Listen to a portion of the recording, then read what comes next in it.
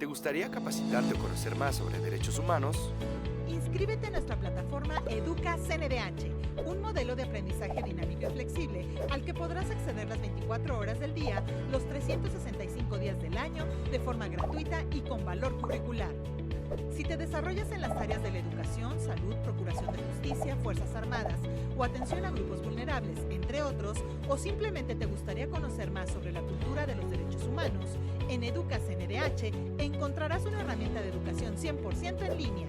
Por cada curso que realices, obtendrás una constancia, la cual te da la posibilidad de obtener un diploma al realizar 4 cursos que conforman cada una de las ramas de la plataforma. Derechos humanos desde la perspectiva de género. Educación para los derechos humanos. Derechos humanos de los grupos en situación de vulnerabilidad. Cultura de derechos humanos y protección de la salud. Transversalización del enfoque de derechos humanos en las empresas. Enfoque de derechos humanos en la procuración de justicia. Igualdad y no discriminación en la convivencia escolar. Impartición de justicia con perspectiva de género. Participación activa de las y los adolescentes en la defensa de los derechos humanos. Educación para la paz y derechos humanos. Seguridad ciudadana y derechos humanos. Uso de la fuerza desde la perspectiva de los derechos humanos. Si te interesa capacitarte, inscríbete en educa.cndh.rg.mx o llámanos al 55 56 81 81 25, extensión 2280. O escríbenos a cursosndh@cndh.org.mx. Comisión Nacional de los Derechos Humanos.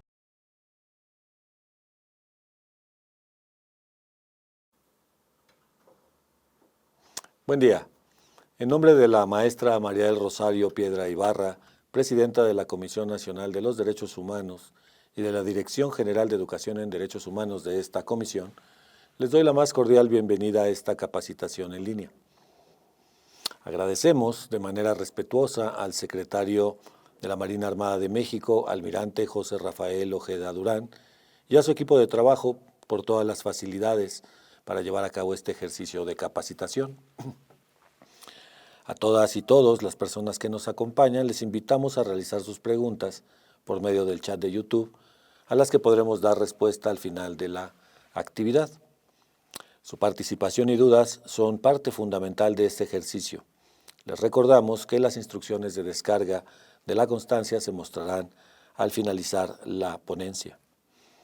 A continuación, daremos inicio a esta actividad con el tema Atención a víctimas del delito, específicamente hablar sobre grupos en situación de vulnerabilidad. Mi nombre es Carlos Sánchez y es un placer estar con ustedes. Pues bien, el tema que nos reúne el día de hoy en esta actividad está relacionado, por supuesto, con las víctimas de delito, pero efectivamente vamos a plantear de manera breve, porque el tiempo es limitado, pues los aspectos esenciales de los derechos humanos de estas personas. Específicamente nos enfocaremos en los grupos de situación de vulnerabilidad. Durante mucho tiempo se les llamaba a estas personas como integrantes de estos grupos vulnerables en situación de vulnerabilidad o alguna otra palabra sinónima de ello. Sin embargo, al día de hoy, desde la perspectiva de esta Comisión Nacional de los Derechos Humanos, el término que se ha asumido es el de grupos de atención prioritaria. Porque es cierto que, si bien es cierto, encuentran una vulnerabilidad o múltiples vulnerabilidades que les cruzan, pues también es cierto que derivado de estas situaciones, pues la atención que se les otorga por parte de esta institución protectora de derechos humanos, pues es de carácter prioritario. ¿Cuáles son los grupos en situación de vulnerabilidad? Aquí vamos a enunciar a estos grupos, pero vale la pena considerar que pues más una persona podría pertenecer a más de uno de estos grupos y por ende su situación de vulnerabilidad pues, se vería de alguna manera incrementada. Esto lo haría evidentemente una persona con mayores debilidades para enfrentar el sistema propio de la autoridad. Entonces, hablamos de estos grupos entre niñas, niños y adolescentes, personas adultas mayores, personas con discapacidad, personas migrantes, grupos indígenas y grupos de afrodescendientes o personas afromexicanas, por supuesto que las mujeres, las personas privadas de la libertad y pues la comunidad LGBTQ+. ¿Por qué consideramos que estos son grupos de atención prioritaria? Pues precisamente porque, derivado de las circunstancias a las que ellos se enfrentan en la sociedad, tienen una desventaja frente a las personas que no tienen alguna de estas condiciones. Evidentemente no es lo mismo ser una niña o ser un niño que ser un adulto. Hay una diferencia cuando se es adulto mayor que cuando no se es. En el términos de discapacidad, las personas que desafortunadamente tienen una discapacidad, por supuesto que no tienen las mismas condiciones para enfrentar al sistema del Estado que las personas que no nos encontramos bajo esta dinámica de discapacidad. Obviamente las personas migrantes, y particularmente estamos hablando de aquellas personas que se encuentran en el territorio nacional y que provienen de alguna otra latitud, pues siempre sabemos que cuando no estamos en nuestro país hay una condición de desventaja frente a quienes son nacionales de esa potencia. Los grupos indígenas y afrodescendientes, pues históricamente, no nos vamos a enfocar en ello, pero históricamente pues han sufrido una gama de problemas de discriminación, maltrato, falta de interés, etcétera, que los ha puesto en una circunstancia de desventaja. Es por todas y todos sabidos que las mujeres, desafortunadamente, conforme a las estadísticas de instituciones tanto públicas como de la sociedad civil, las mujeres se encuentran en una situación de desventaja en nuestro país respecto de los varones. Las personas que han sido privadas de la libertad, independientemente del mecanismo por el cual se les haya privado de la libertad, por supuesto que se encuentran en una situación de desventaja frente a las personas que gozamos de las más plenas libertades. Y por último, pues vale la pena mencionar a esta comunidad LGBTQ+, quienes también, derivado también de cierta perspectiva de género y de sexo en nuestro país, pues también han enfrentado barreras que quienes somos heterosexuales no enfrentamos. Estas personas que se encuentran en una situación de desventaja también pueden ser personas víctimas de violaciones de derechos humanos y por ende requieren, si bien es cierto, un trato diferenciado por las condiciones de vulnerabilidad que les afectan, bueno, también es cierto que gozan de todos los derechos que cualquier persona víctima de una violación de derechos humanos pues debería de gozar. Entonces me voy a permitir avanzar y como hemos de hablar acerca de los derechos humanos de las víctimas del delito, víctimas de violaciones a derechos humanos, pues lo primero que tendríamos que fijar es una definición. Las definiciones nos sirven porque nos permiten determinar cuáles son los límites del objeto que estamos tratando. Y entonces, si hemos de hablar de los derechos de las víctimas del delito o de las víctimas de violaciones de derechos humanos o incluso de ambas circunstancias, pues también tendríamos que plantear con precisión a qué personas nos estamos refiriendo. Entonces tenemos la Declaración sobre los Principios Fundamentales de Justicia para las Víctimas de Delitos y Abuso de Poder. Y de conformidad con esta declaración, pues las personas tienen la calidad de víctima cuando de manera individual o de manera colectiva, es decir, en grupo, han sufrido algún daño, alguna lesión, tanto física como de orden mental, pero también sufrimiento emocional, alguna afectación en el ámbito de lo financiero o algún menoscabo importante de sus derechos. Pero esto tiene que ser necesariamente consecuencia de ciertos actos u omisiones que violenten la estructura normativa del ámbito penal vigente en el país que corresponda, incluyendo temas de abuso de poder. Entonces, como podrán ustedes ver de esta definición contenida en este instrumento internacional, pues una persona puede ser víctima de delito en múltiples circunstancias, siempre tendrá que haber alguna afectación, pero esa afectación va a ser consecuencia de una conducta delictiva. Si bien es cierto, alguna persona puede sufrir una lesión física, pero esto puede ser producto de un accidente, no necesariamente de una acción u omisión de carácter delictivo. Una persona puede experimentar una pérdida financiera, tal vez porque invirtió de una manera poco afortunada en la bolsa de valores, pero evidentemente al no haber una conducta delictiva de la cual derive esa afectación financiera, pues no estaríamos hablando de una víctima. Esta declaración establece que se puede considerar víctima a una persona, pero esto es independientemente de que se identifique a la persona, es decir, podemos tener víctimas que no hemos identificado perfectamente, puede ser que esta persona haya sido sujeta a una orden de aprehensión, puede ser que haya sido sometida a un juicio, incluso puede ser que se haya condenado o no al victimario. Entonces, para fijarlo, habrá víctima independientemente de que se identifique, se aprenda, se enjuicie o incluso se condene al victimario. De otra manera, si no fuese así, estaríamos revictimizando a la víctima. Entonces, una persona podrá ser víctima de un delito independientemente de que el sujeto que desplegó la conducta de acción o de omisión que produjo como consecuencia estas afectaciones que habíamos mencionado hace un momento, pues independientemente de que esa persona, el victimario, haya sido identificado, sometido a juicio, detenido, eso es irrelevante para que la otra persona adquiera la calidad de víctima. También se menciona que la relación familiar que exista entre uno y la víctima, es decir, entre victimario y víctima, se puede incluir. Puede ser que se incluya también a familiares, personas a cargo que tengan algún tipo de relación inmediata con la víctima directa y también a las personas que hayan sufrido daños, al intervenir para asistir a la víctima en peligro o para prevenir la victimización. En ese sentido, entonces, hablaremos de víctimas, digamos, de primer orden o víctimas directas y las otras personas que también van a sufrir algún tipo de afectación serían víctimas indirectas o tal vez podríamos llamarle víctimas de segundo orden, por eso lo vamos a precisar más adelante. En México tenemos una ley que es la Ley General de Víctimas. Esta ley se desprende, entre otras razones, con motivo de los diferentes instrumentos internacionales que México ha incorporado al régimen doméstico.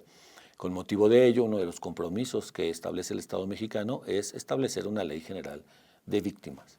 Esta ley, en su artículo 4, reconoce a las víctimas directas, a las que nos referíamos hace un momento, como personas físicas que hayan sufrido el daño o que se hayan puesto en peligro sus derechos como consecuencia de la comisión de un delito o una violación de derechos humanos o incluso ambas.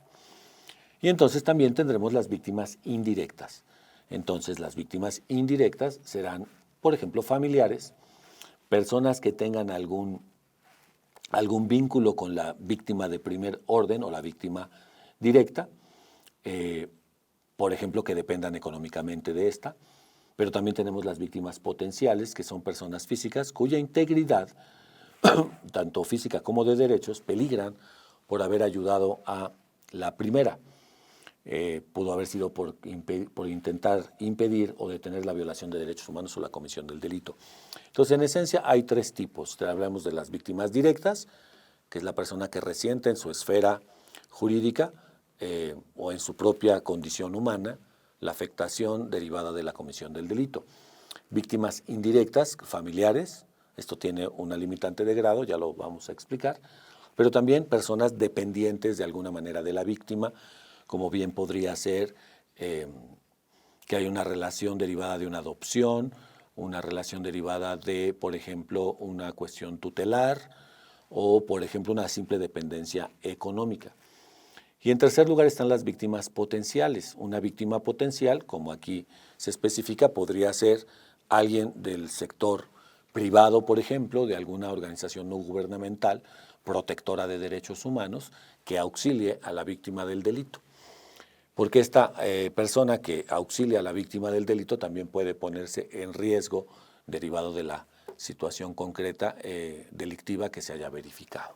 Entonces vale la pena señalar que son tres. El artículo 4, aquí lo pueden ver, nos vamos a permitir leerlo, nos dice que se denominarán víctimas directas a las personas físicas que hayan sufrido algún daño, menoscabo económico, físico, mental, emocional o en general cualquier puesta en peligro o lesión a sus bienes jurídicos o derechos, como consecuencia de la comisión de un delito o violaciones a sus derechos humanos, reconocidos en la Constitución y en los tratados internacionales en los que el Estado mexicano sea parte. Como ustedes podrán observar, aquí están todos los elementos que habíamos enunciado en un principio. Son víctimas indirectas, bajo este tenor, familiares o aquellas personas físicas a cargo de la víctima directa que tengan una relación inmediata con ella. Evidentemente, el carácter de relación inmediata tendrá que ser debidamente acreditado para adquirir la condición de víctima. Y dentro de los familiares también hay ciertas limitantes, no cualquier familiar, sino vamos a ver más adelante cuáles son estos. Y por ende también se habla, indiciamos nosotros, de las víctimas potenciales. Son personas físicas cuya integridad física o sus derechos peligran por prestar asistencia a la víctima, por impedir o detener la violación de derechos o la comisión de un delito, como poníamos el ejemplo, que pudiera ser alguna persona que labore en la Comisión Nacional de los Derechos Humanos, por ejemplo, en alguna visitaduría que auxilie a la víctima de violación de derechos humanos, por ejemplo. ¿Cómo se adquiere la calidad de víctimas? Bueno, la calidad de víctima se va a adquirir con la acreditación del daño o el menoscabo en los derechos humanos, de conformidad con lo que establece la Ley General de Víctimas. Y esto es independiente a que se identifique, aprenda, condene al responsable del daño o que la víctima participe en algún medio de defensa, algún mecanismo protector de derechos humanos o en un ámbito de carácter jurisdiccional o de carácter administrativo. Entonces, una persona será considerada víctima siempre que logre acreditar la afectación, el menoscabo de sus derechos humanos o el daño sufrido con motivo de la conducta delictiva, y es independiente a que se pueda identificar, detener, juzgar al victimario. También se refiere que hay otros tipos de víctimas, como el caso de los grupos, comunidades o organizaciones sociales.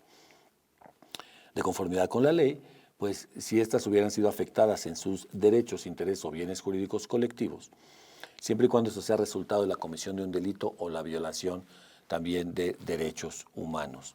En ese sentido, grupos debidamente identificados, como por ejemplo grupos indígenas, sabemos que en México tenemos más de 60 grupos étnicos y por supuesto personas como nosotras o nosotros.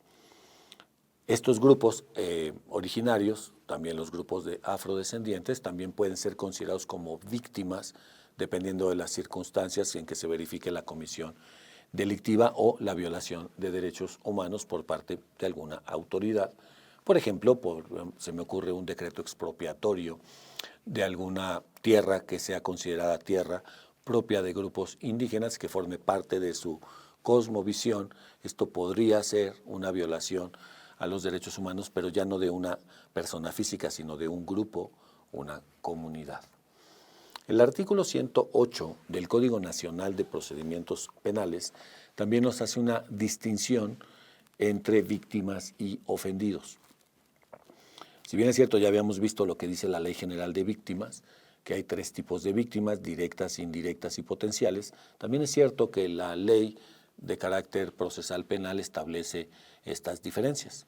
Entonces, para efectos de la materia penal se considera víctima del delito al sujeto pasivo que resiente de manera directa sobre su persona la afectación producida por la conducta delictiva. Esa será la víctima.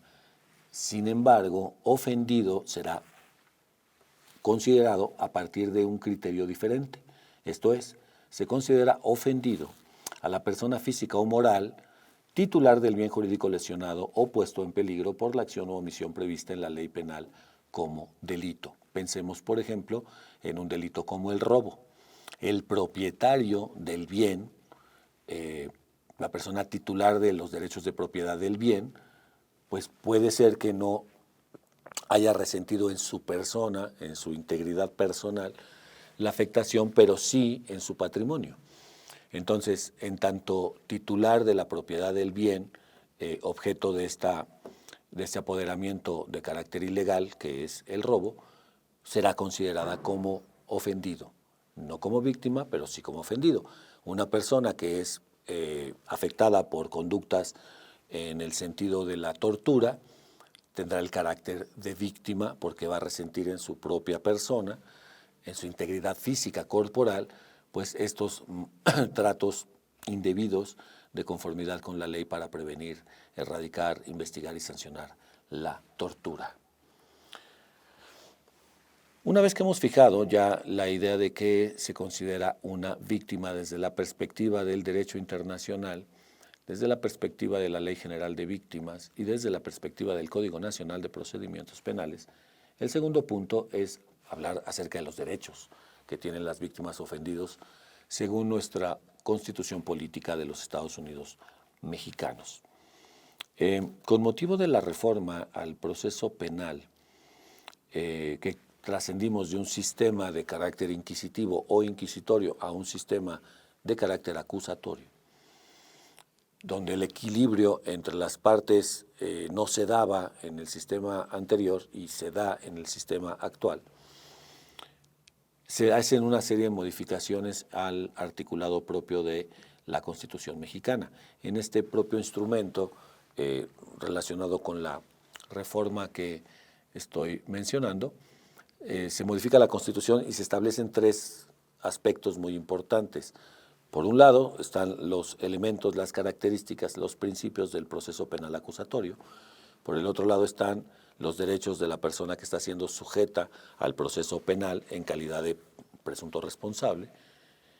Y por otro lado están los derechos de las víctimas. Vale la pena mencionar que los derechos de las víctimas se fueron incorporando muy poco a poco y en los últimos años, porque los derechos de la persona que está siendo sujeta al proceso penal son derechos que se vienen fraguando desde hace ya un par de cientos de años, de hecho un poco más, con el cambio de régimen derivado pues del movimiento revolucionario ilustrado. Quizá el mejor ejemplo sea la Revolución Francesa, aunque evidentemente con los antecedentes propios de Inglaterra. Siempre se había pensado en proteger los derechos de las personas que están siendo sujetas a un proceso penal en calidad de presuntos responsables. Y esto se hace así precisamente para evitar las arbitrariedades que desde el poder se puedan ejecutar en contra de las mismas. Pero los derechos de la víctima habían sido dejados en un lejano lugar y no es sino hasta de manera reciente que se incorporan a nuestro ordenamiento constitucional. En ese sentido, ¿qué nos dice la Constitución al respecto sobre los derechos de las personas que tienen la calidad de víctima u ofendido? Uno de esos derechos es, evidentemente, recibir asesoría jurídica, ser informado de los derechos que establece la Constitución y, por supuesto, informado del procedimiento penal cuando así lo solicite. Entonces, la asesoría jurídica es un derecho que tiene cualquier persona que está en una circunstancia de ser víctima o ofendido relacionado con algún delito. Por supuesto que se le den los datos correspondientes a qué derechos otorga la Constitución en favor de esta misma persona y que se le informe sobre el trámite que sigue el procedimiento penal correspondiente. Por otro lado, esta es un derecho que tienen las víctimas y que ya venía de tiempo atrás. Estamos hablando de la calidad de coadyuvante que tiene la víctima en relación con la autoridad ministerial. Entonces, ¿qué nos dice la Constitución? Las víctimas tienen derecho a coadyuvar con el Ministerio Público. ¿Qué significa esto? Que las víctimas pueden auxiliar, apoyar al agente del Ministerio Público que se encargue de la investigación para efectos de, pues, presentar datos o elementos de prueba, por ejemplo, tanto en la etapa de investigación con el Ministerio Público correspondiente o en la etapa del proceso con el agente del Ministerio Público correspondiente al proceso. Por supuesto que la víctima también tiene derecho a que las diligencias que correspondan en el juicio se desahoguen debidamente y a intervenir en el juicio e interponer los recursos, es decir, los medios de defensa que la ley establece en su favor. Y esto es independiente de que la agente del Ministerio Público decida hacerlo o no hacerlo.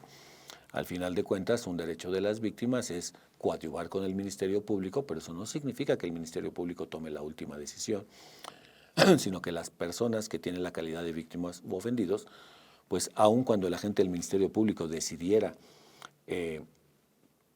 por ejemplo, considerar algún elemento de prueba o no considerarlo, la persona víctima puede exigir que ese elemento de prueba sea considerado en el proceso o en la investigación.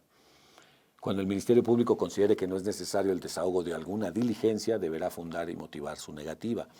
Si bien es cierto, el Ministerio Público tomará esa decisión, pero no es una decisión arbitraria, en el sentido en que debe justificar por qué se ha negado a que se desahogue algún tipo de diligencia, como bien pudiera ser el tema de una inspección ocular o cosas por el estilo. La víctima, según la Constitución, tiene derecho a recibir, desde que se comete la conducta delictiva, atención médica y psicológica de urgencia. En este caso, este fue uno de los primeros derechos de las víctimas que se fueron consagrando en los ordenamientos jurídicos mexicanos. Este derecho que tienen las víctimas a recibir atención médica, posteriormente se incluye la atención psicológica. Un derecho que es muy importante para las víctimas es la reparación del daño. Más adelante nos vamos a referir un poco más a algunas de las condiciones para la misma. Cuando sea procedente, el Ministerio Público está obligado a solicitar la reparación del daño, pero esto no debe afectar a la víctima, es decir, la víctima también puede solicitar la reparación del daño independientemente de que el agente del Ministerio Público lo haga, y en ese sentido la persona juzgadora que se encargue de la causa deberá tomarlo en cuenta. Es decir, lo puede entonces solicitar el Ministerio Público, pero también lo pudiera hacer la víctima de forma directa. Y en ese sentido, la persona juzgadora no podrá en ningún caso absolver al sentenciado de la reparación si ha emitido una sentencia condenatoria. ¿Esto qué significa? Que si la sentencia establece que la persona imputada es efectivamente responsable de la comisión de los hechos delictivos, la persona juzgadora tendrá que necesariamente determinar la reparación del daño. No podrá de ninguna forma absolver a la persona ya responsable de la comisión del delito de reparar el daño. Hay diferentes procedimientos para agilizar la ejecución de las sentencias en materia de reparación del daño. Y la reparación del daño tiene que ser por varias vías, es que lo que conoceremos como la reparación integral del daño. Otro derecho más que tienen las víctimas es el resguardo de la identidad y datos personales. En algunos casos, veamos cuáles son estos casos, me parece que es fácil inferir de qué casos estaríamos hablando. Por ejemplo, personas menores de edad. Por supuesto que las personas menores de edad tendrán derecho a que su identidad, sus datos personales sean muy cuidados por la propia condición de vulnerabilidad que tienen. Cuando estamos hablando de delitos como violación, trata de personas, secuestro o delincuencia organizada, y esto pues precisamente por el objeto o el bien jurídico que tutelan, pero también por temas de investigación. Y también cuando la persona juzgadora considere que es necesario para protegerle y salvaguardar en todo caso los derechos de la defensa. El Ministerio Público debe garantizar la protección de víctimas, ofendidos, ya veíamos cuál era la diferencia, pero también testigos y en general cualquier sujeto que intervenga en el proceso. Y el juez deberá vigilar el buen cumplimiento de ello. Entonces la persona, en este caso, que es víctima, que es ofendido, o incluso sin ser víctima o ofendido, puede tener la calidad de testigo en un proceso de orden penal o incluso en alguna indagatoria que haga algún órgano protector de derechos humanos. Estas personas, pues el Ministerio Público deberá garantizarles su seguridad. En sexto lugar, las medidas cautelares y providencias necesarias para la protección y restitución de derechos son importantes porque son otro de los derechos que tienen las víctimas. Las medidas cautelares, entre otras, solo por hablar de la medida cautelar más lesiva, sería la prisión preventiva. Entonces la víctima tiene derecho a solicitarle a la autoridad jurisdiccional incluso que la persona que probablemente cometió los hechos constitutivos de delito, pues sea privada de la libertad dicha persona en tanto se desarrolla el proceso. Pero hay otras medidas cautelares, como pudiera ser órdenes de alejamiento, de no acercamiento, etcétera, cuestiones de convivencia, cuando hablamos de relaciones familiares, entre otras situaciones. Y bueno, también la restitución de sus derechos cuando haya habido una afectación de carácter patrimonial por ejemplo, una situación que se ve involucrada la propiedad de algún tipo de bien, pues la víctima puede solicitar que se le restituyan la posesión del bien que es de su propiedad, independientemente de las circunstancias que siga el proceso o la investigación por parte de algún órgano protector de derechos humanos. Evidentemente esto tendrá sus limitantes. ¿Qué otro derecho tienen las víctimas de un delito? Pues derecho a defenderse por las omisiones que pueda cometer la Fiscalía, en este particular caso se habla del Ministerio Público, en la investigación de los delitos. Bien, entonces la víctima puede impugnar ante la autoridad judicial aquello que considera que el Ministerio Público no hizo en la investigación de un delito y que evidentemente se estima que debió haber realizado. También la reserva, que no es la reserva, el no ejercicio y el desistimiento de la acción penal o suspensión del procedimiento, también se puede oponer la víctima cuando la reparación del daño no haya sido del todo llevada a cabo de la mejor manera en que se pueda acordar.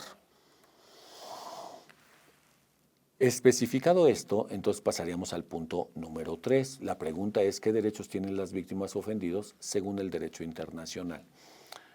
Recuerden que en el ámbito de los derechos humanos están contenidos tanto en la Constitución como en los instrumentos internacionales que México ha incorporado mediante los procedimientos constitucionales que se prevén. Y cuando un instrumento internacional se incorpora al derecho nacional y ese instrumento internacional considera derechos humanos, entonces los derechos humanos de dicho instrumento pasarán a formar parte de esto que conocemos como el bloque de derechos humanos o el bloque de constitucionalidad. Y en ese orden de ideas, pues los derechos humanos que en México se encuentran vigentes son aquellos que están en la Constitución y también en los tratados internacionales debidamente incorporados al sistema mexicano. Y es por eso que hablábamos de los derechos de las víctimas desde la perspectiva constitucional, pero también desde la perspectiva de los instrumentos internacionales. Si bien es cierto, estos instrumentos internacionales establecen una multiplicidad de derechos humanos de las personas víctimas del delito, me importa que sepan que existen estos instrumentos y que los consulten. No tendríamos tiempo suficiente aquí para hacer el estudio de estos instrumentos, pero es importante que consideren los principios y directrices básicos sobre el derecho de las víctimas de violaciones manifiestas de las normas internacionales de derechos humanos y de violaciones graves del derecho internacional humanitario, a interponer recursos y obtener reparaciones. Ustedes tendrán acceso a estos instrumentos porque estarán en la plataforma. Y también está la Declaración sobre los principios fundamentales de justicia para las víctimas del delito y abuso de poder. Estos dos instrumentos ustedes los podrán consultar y los podrán encontrar en la plataforma y ahí van a encontrar una gama de derechos humanos de las personas víctimas del delito y del abuso de poder. Muchos de ellos ya han sido enunciados y verán que enunciaremos algunos más, porque parte de lo que nuestra Constitución dice, parte de lo que dice nuestra Ley General de Víctimas, nuestro Código Nacional de Procedimientos Penales, todos ellos en relación con los derechos de las víctimas provienen de los instrumentos internacionales, por ende van a encontrar que hay mucha coincidencia. Por otro lado tenemos el Código Nacional de Procedimientos Penales. Como ustedes habrán visto, ya mencionábamos hace un momento los derechos de las víctimas. En la Constitución mexicana hablábamos de los instrumentos internacionales más importantes relacionados con los derechos de las víctimas y que reitero la importancia de su consulta y lectura. Y ahora hablemos de algunos instrumentos jurídicos de carácter nacional que prevén los derechos de las víctimas. Evidentemente, como estamos hablando de los derechos de las víctimas del delito, por supuesto que el Código Nacional de Procedimientos Penales pues, resulta piedra angular para el efecto. Cuando hay la estimación de que una persona ha desplegado conductas posiblemente constitutivas de delito, pues esta persona se le puede sujetar a proceso, dependiendo mucho los casos concretos, porque hay varias diferencias, hay diferentes tipos de proceso, diferentes situaciones por las cuales se le puede sujetar o no a proceso penal. Bueno, en este sentido hay una gama de derechos previstos en este instrumento porque estamos hablando de la materia penal y pues este es el Código Nacional de los procedimientos que se siguen en la materia en comento. Entonces verán que aquí se repiten varios de los que están en la Constitución, probablemente el fraseado sea diferente, pero en esencia coinciden. Y también en el caso de la Ley General de Víctimas. Vale la pena decir que estos derechos que están aquí son para personas que han sido víctimas del delito, pero también verán que ustedes que hay coincidencia para las personas que han sido víctimas de violaciones de derechos humanos. En el términos de los derechos que se desprenden de, ya sea de ser víctima de un delito o de una violación de derechos humanos, pues se parecen porque finalmente hay un menoscabo en la condición de la persona. ¿Qué derechos tiene la persona víctima? Según el ordenamiento procesal penal, pues a la información de los derechos que le reconoce la Constitución, a que el Ministerio Público, personal auxiliar y el órgano jurisdiccional, es decir, quienes son intervinientes en el proceso, les faciliten el acceso a la justicia y les presenten servicios. ¿Qué servicios? Los que constitucionalmente tienen encomendados, y esto bajo ciertos principios. Principios como la legalidad, honradez, lealtad, imparcialidad, profesionalismo, eficiencia, perspectiva de género, eficacia y la debida diligencia. Si alguno de los servicios que según la Constitución corresponden a las víctimas y que deben ser ministrados por la autoridad no se prestase o se prestase sin tomar en consideración los principios aquí mencionados, pues estaríamos hablando de una violación de derechos humanos. Tercero, a contar con información sobre los derechos que existen en su beneficio, por supuesto, a ser atendidos por personas de su mismo sexo o del sexo que las personas elijan. Recuerden que tenemos que hacer una diferencia entre el sexo de las personas y el género de las personas y la misma preferencia. Entonces, una persona tiene derecho a ser atendida por alguien de su mismo sexo o alguien de un sexo diferente, dependiendo de lo que la víctima elija. Y, por supuesto, recibir atención médica y psicológica de urgencia y asistencia a través de un asesor jurídico. Hoy en día, las víctimas tienen derecho a un asesor jurídico. Antaño era el Ministerio Público, pero ahora tienen derecho a un asesor jurídico. Otro de los derechos que tienen las víctimas es el derecho a comunicarse después de que se ha cometido un delito con un familiar o con su asesor jurídico. Y esto es de radical importancia. ¿Qué otro derecho tienen las víctimas? A ser informado del desarrollo del proceso penal, ya sea por el asesor jurídico, el agente del Ministerio Público o la autoridad jurisdiccional. Se tiene derecho al trato respetuoso y siempre respetando la condición de dignidad de las personas, a que se tenga el asesor gratuito, el asesor jurídico de manera gratuita en cualquier etapa del proceso, de conformidad con lo que establece la propia ley, al no ser discriminados. Ustedes saben que la Constitución proscribe la discriminación en el caso nacional. Y esto tiene una finalidad, que se atente contra la dignidad humana, se anulen o menoscaben los derechos propios de las víctimas, así como sus libertades. Y esto sin distinción alguna. Las víctimas tenemos derecho al servicio, a la administración de justicia, bajo ciertos criterios, bajo ciertos paradigmas, que es justicia pronta, gratuita, imparcial, respecto de las denuncias o querellas que presenten. Lo hemos escuchado, ¿no? Justicia que no es pronta no es justicia. En el propio ordenamiento procesal penal también se establece que las víctimas tienen cierto privilegio, y eso es bien interesante, porque durante mucho tiempo esto no se consideró, pero ya se incorporó con motivo de la última reforma que se dio al proceso penal. Las víctimas pueden participar en los mecanismos alternativos para solucionar controversias.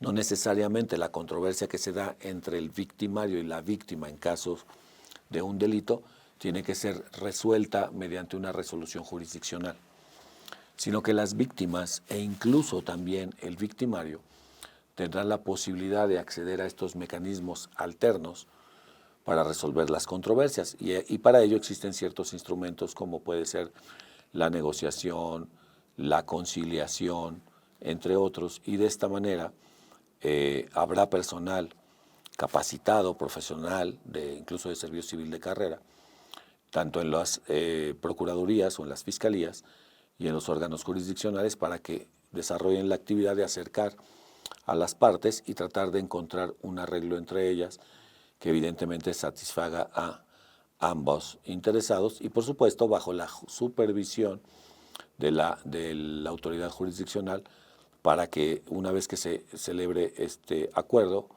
pues que la autoridad jurisdiccional pueda dar su aprobación en la medida en que no se violente ninguno de los derechos establecidos en la ley para efectos de los derechos de las víctimas.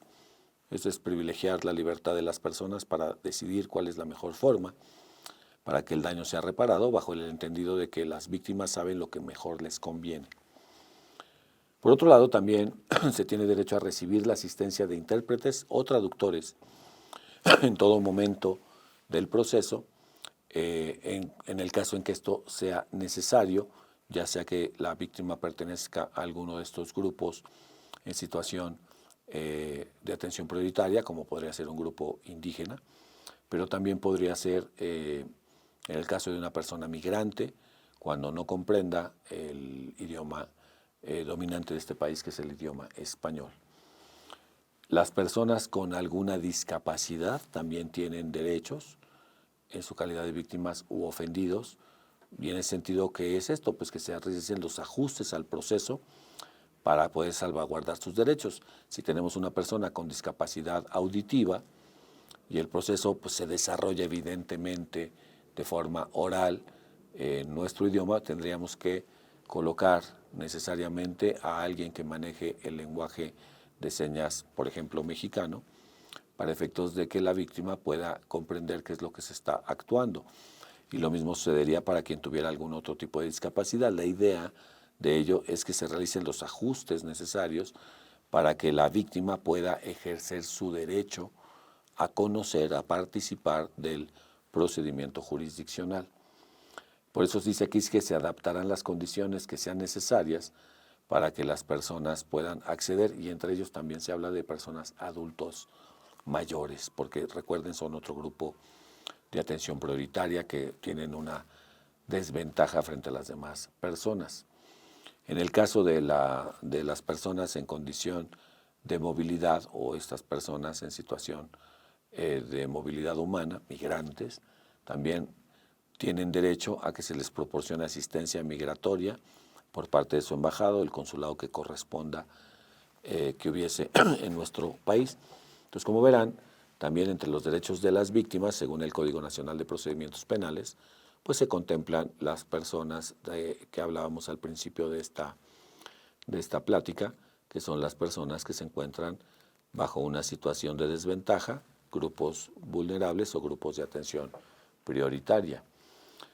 Las víctimas ofendidos, a su vez, tendrán derecho a que se les reciban los datos o elementos de prueba con los que cuente y evidentemente que tengan pertinencia para el caso concreto. Esto sucederá tanto en la etapa de investigación como en el proceso. Hay dos etapas: la etapa de investigación que realiza la autoridad ministerial y después, en caso de que decida la autoridad ministerial proceder penalmente contra el presunto responsable, son dos momentos que se van a verificar de forma totalmente separada y bajo conducciones, también bajo paradigmas distintos, pero en ambos la víctima tendrá derecho a aportar los datos o elementos probatorios con que cuente, siempre y cuando estos tengan pertinencia. Pero también la víctima tiene derecho a intervenir en el juicio. Ya no es la pura intervención del Ministerio Público como era antaño, sino la víctima ahora tiene derecho de hacer uso de la voz en el procedimiento y, por supuesto, podrá interponer los medios de defensa que estime convenientes y que estén previstos en la propia ley procesal. ¿Qué otro derecho tienen las víctimas? A intervenir en el procedimiento, ya sea de manera directa o por medio de su asesor jurídico, conforme a lo que establece este Código de Procedimientos. La víctima tiene derecho a que se le provea protección y esa es una de las medidas que hablábamos hace un momento. Una persona que, como dice aquí la lámina, esté bajo una situación de riesgo por su vida o su integridad personal, tendrá derecho a exigir que la autoridad ministerial le provea los servicios de protección requeridos. Estos servicios de protección pueden ser variados, son diferentes medios de seguridad, que incluso pueden acceder hasta una relocalización. ¿Qué otro derecho tienen las víctimas? Solicitar ciertos actos de investigación para efectos del desarrollo de la misma, salvo que el agente del Ministerio Público considere que no es necesario. Entonces, la víctima puede solicitar que se desplieguen ciertas actividades de investigación. Sin embargo, el Ministerio Público también puede estimar que no es pertinente o no es necesario realizar estas actividades, pero si es que el Ministerio Público se negase a desplegar estas actividades, deberá justificar su actuación en todo momento. Al igual que los otros instrumentos de los que hablábamos, tanto la Constitución como los instrumentos internacionales, las víctimas también tienen derecho a la atención médica y psicológica o a ser canalizados hacia las instituciones que proporcionen estos servicios. Esto es importante, depende también, por supuesto, de los delitos que hayan acontecido. Las víctimas tienen derecho a solicitar medidas de protección, providencias precautorias y medidas cautelares, como bien se había mencionado en otro momento, como por ejemplo la prisión preventiva en algún caso, o estas cauciones que les llamábamos de no ofender, les llamábamos estas medidas cautelares de órdenes de alejamiento o de no acercamiento, entre otras. La número 20, solicitar el traslado de la autoridad a donde se encuentre para ser interrogada o participar en el acto para el cual fue citado. Esto evidentemente tendrá que justificarse.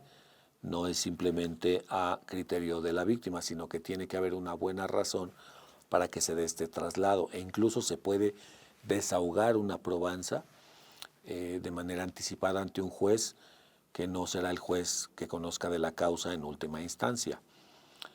Pero para ello tiene que mediar una circunstancia como la edad, por ejemplo, una enfermedad grave, alguna imposibilidad física o psicológica, cualquiera de ellas, o alguna otra que dificulte que la víctima se presente a comparecer en las instalaciones de la autoridad jurisdiccional.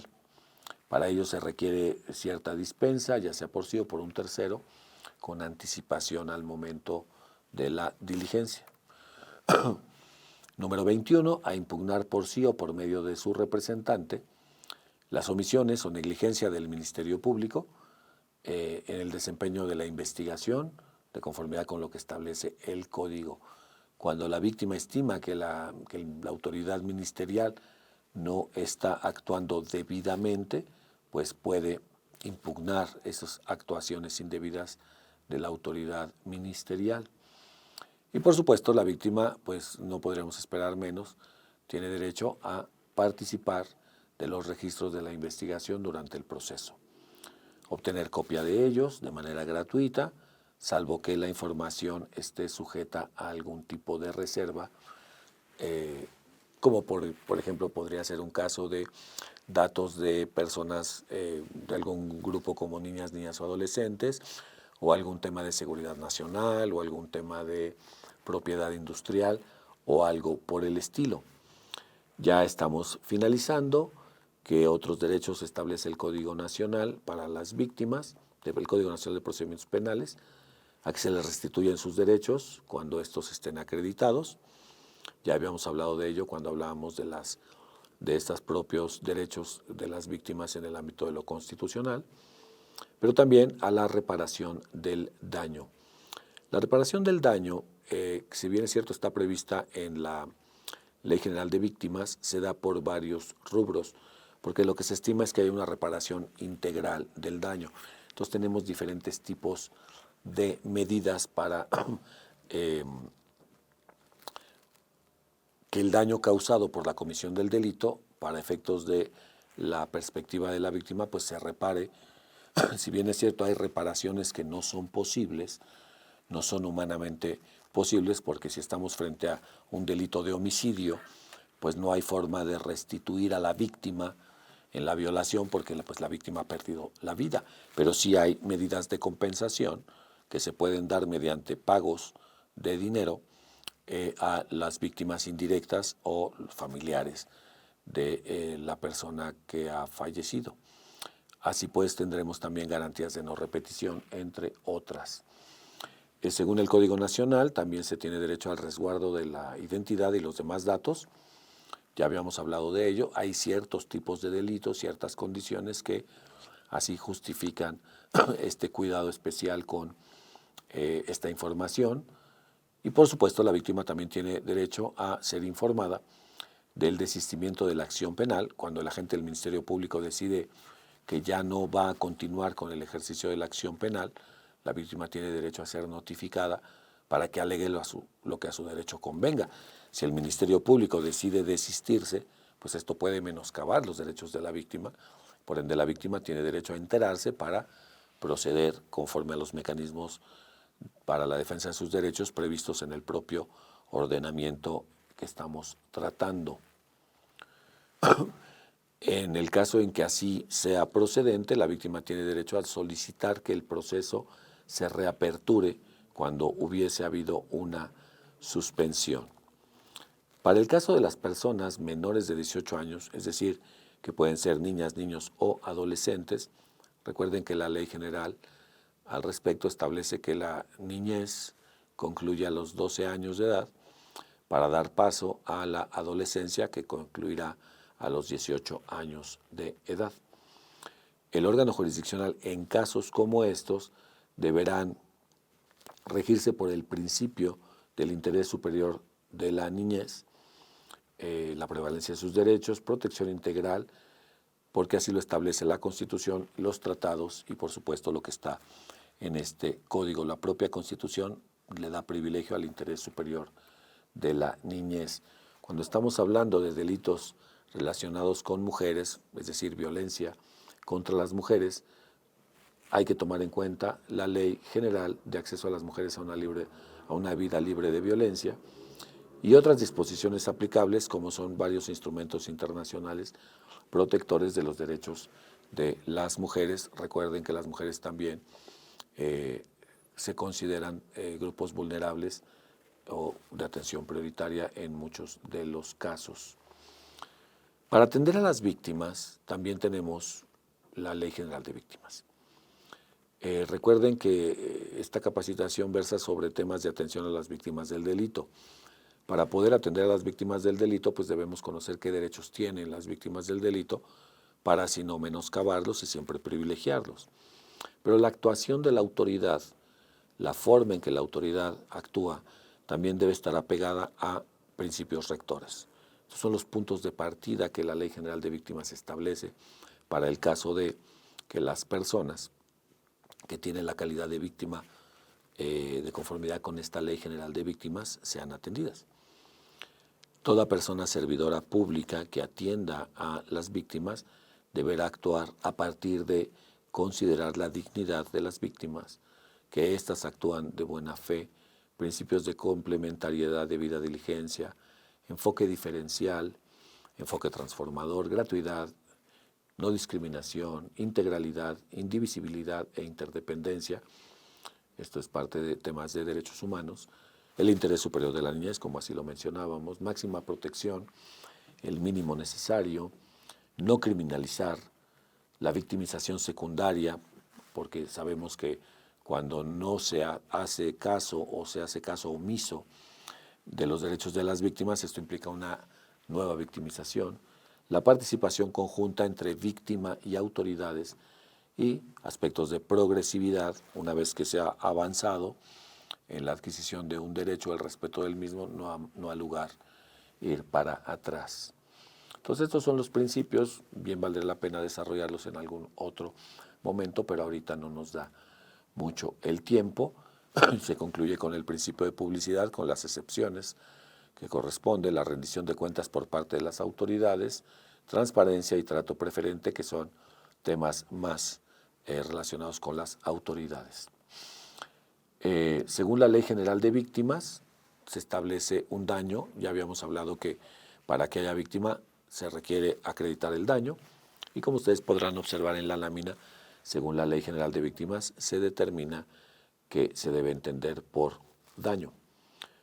Y en este caso, pues aquí tenemos una gran gama de posibilidades, como es la muerte, o pueden ser lesiones corporales, daños o perjuicios de carácter moral y material,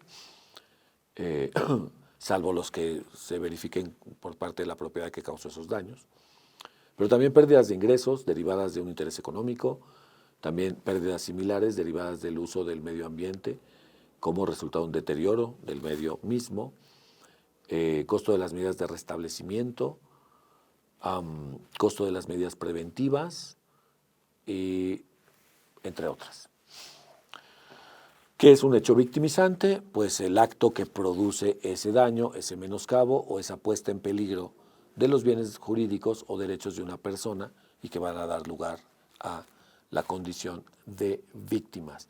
Esto puede ser que sean constitutivos de un delito, que estén previstos en la ley penal como un delito o como una violación de derechos humanos, porque existen las dos posibilidades y finalmente las víctimas tienen en ambos casos técnicamente los mismos derechos.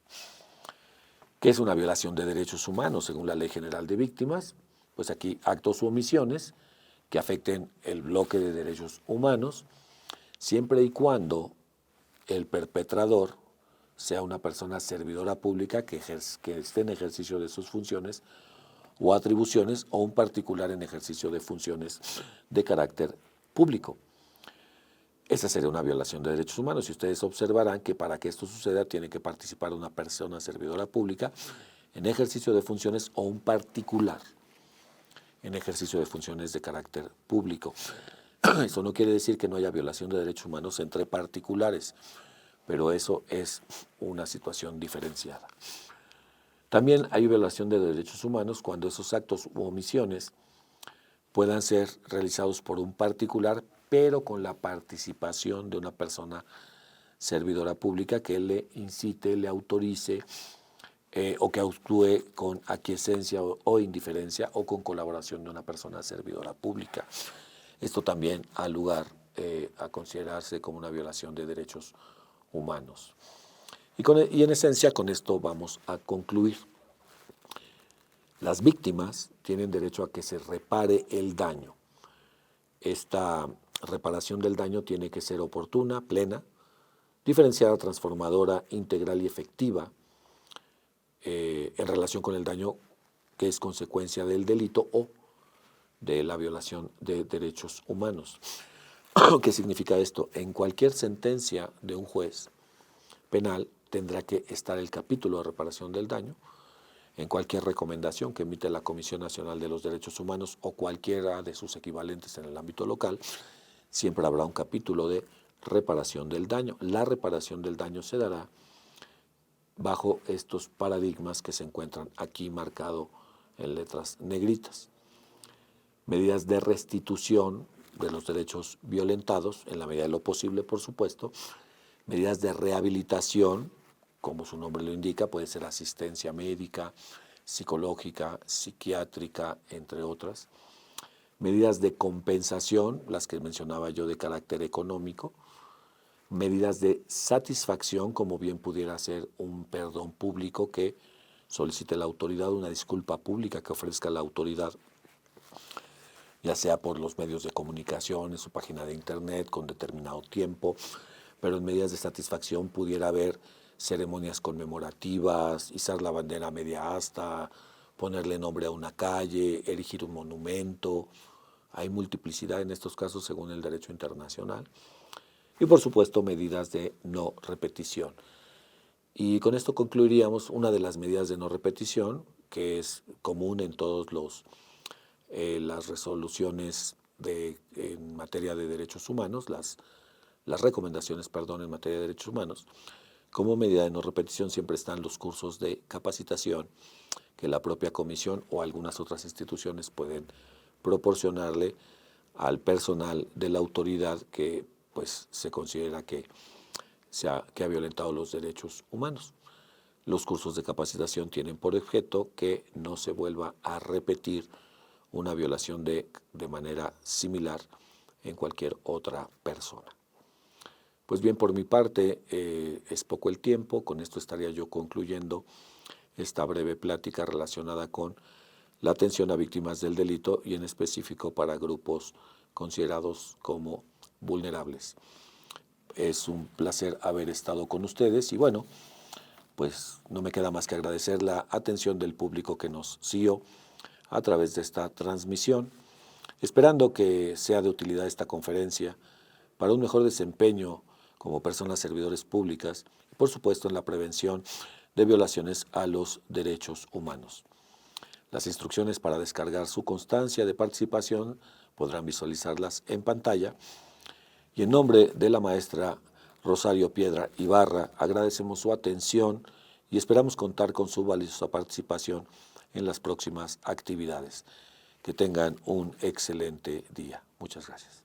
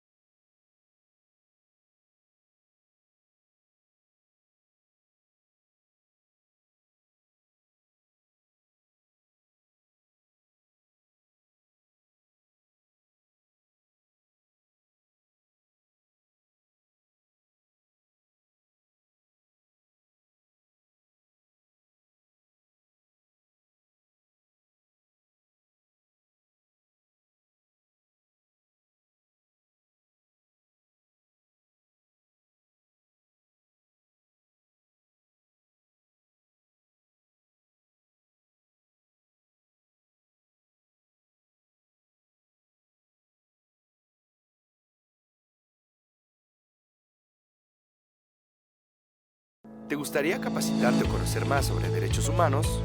Inscríbete en nuestra plataforma Educa CNDH, un modelo de aprendizaje dinámico y flexible al que podrás acceder las 24 horas del día, los 365 días del año, de forma gratuita y con valor curricular. Si te desarrollas en las áreas de la educación, salud, procuración de justicia, fuerzas armadas o atención a grupos vulnerables, entre otros, o simplemente te gustaría conocer más sobre la cultura de los derechos humanos, en Educa CNDH encontrarás una herramienta de educación 100% en línea. Por cada curso que realices, obtendrás una constancia, la cual te da la posibilidad de obtener un diploma al realizar 4 cursos que conforman cada una de las ramas de la plataforma. Derechos humanos desde la perspectiva de género. Educación para los derechos humanos. Derechos humanos de los grupos en situación de vulnerabilidad. Cultura de derechos humanos y protección de la salud. Transversalización del enfoque de derechos humanos en las empresas. Enfoque de derechos humanos en la procuración de justicia. Igualdad y no discriminación en la convivencia escolar. Impartición de justicia con perspectiva de género. Participación activa de las y los adolescentes en la defensa de los derechos humanos. Educación para la paz y derechos humanos. Seguridad ciudadana y derechos humanos. Uso de la fuerza desde la perspectiva de los derechos humanos. Si te interesa capacitarte, inscríbete en educa.cndh.org.mx o llámanos al 55 56 81 81 25, extensión 2280, o escríbenos a cursosndh@cndh.org.mx. Comisión Nacional de los Derechos Humanos.